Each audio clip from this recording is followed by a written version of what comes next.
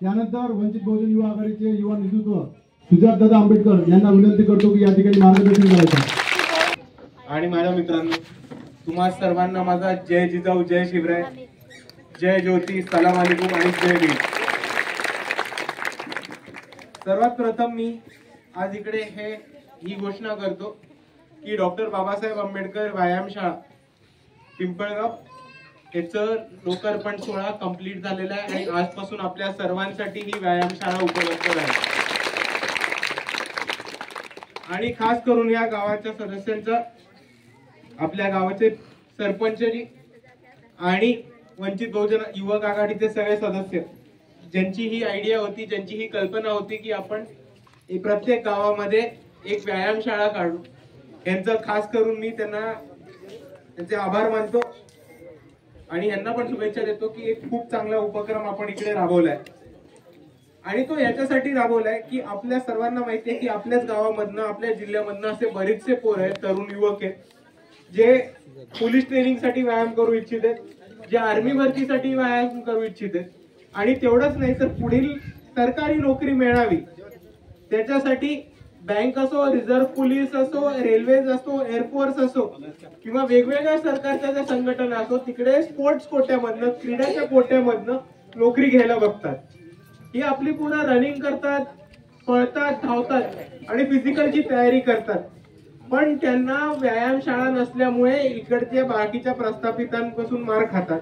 आणि ते आपल्याला थांबवण्यासाठी आपण एक महत्वाचा उपक्रम राबवलाय, ते म्हणजे गाव तिथे व्यायामशाळा।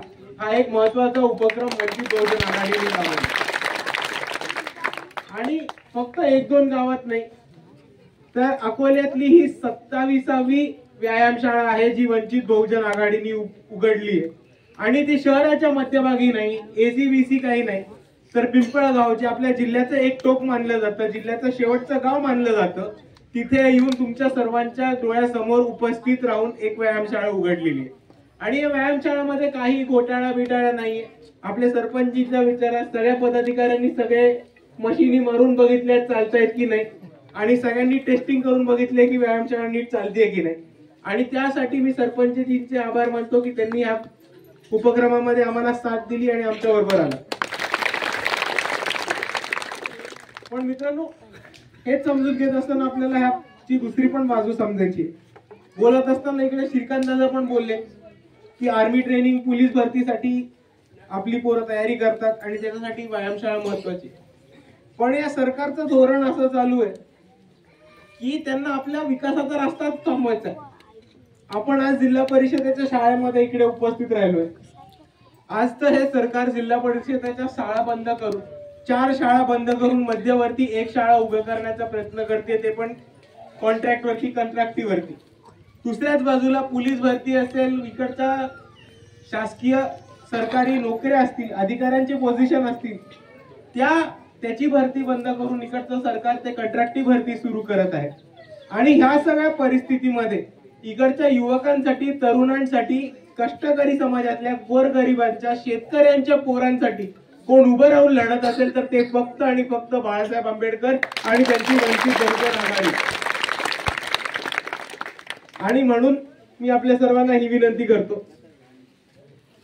की आपण सगळे काही मिंदे नाही होत, आपण सगळे काही आंधळे नाही होत।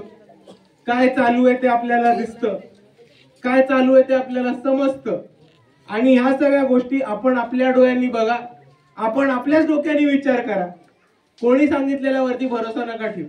आणि जे लोकप्रतिनिधी आपल्याला वारंवार फसवत आले, त्यांच्या पाठीमागे न उभं राहता जी लोक नेहमी आपल्यासाठी काम करतात, आपली मदत करतात, आपल्यासाठी धावून येतात, अशा लोकांना मदत करा।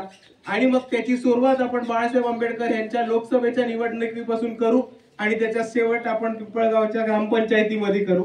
एवढं मी म्हणून माझे 2 शब्द थांबवतो। जय भीम, जय संविधान।